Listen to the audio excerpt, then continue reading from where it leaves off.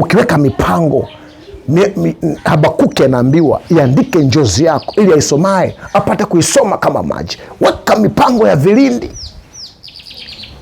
Nishasema katika mipango yako hakikisha kuna mpango mmoja wa kilindi, impossible goal, mpango ambao unasema pasipo Mungu hii haiwezekani.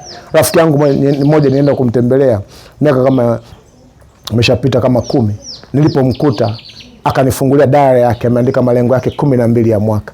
Moja ya lengo ananiambia I want to open financial institution. Haya mambo ya fedha ilikuwa hayajaja. Anasema anataka kufungua benki.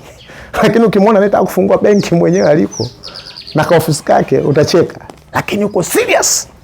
Haya ndio mambo Mungu anataka, kwa sababu hata hivyo ukilenga kuponda jiwe lako lifike kwenye jua, linaweza likaisha hata kwenye mwezi, badala ya kufika kwenye benki kaisha hata kuwa na ile money point ambayo inafanya kazi na kupata faida kubwa. Ukiangalia kwenye asilimia inaweza ikazidi hadi benki nyingi ambazo zinafungwa tu kwa hazina kazi ya kufanya, hazina wateja. Kuta benki mtu amelala asubuhi mpaka jioni anapiga miayo tu, hamna mteja hata mmoja.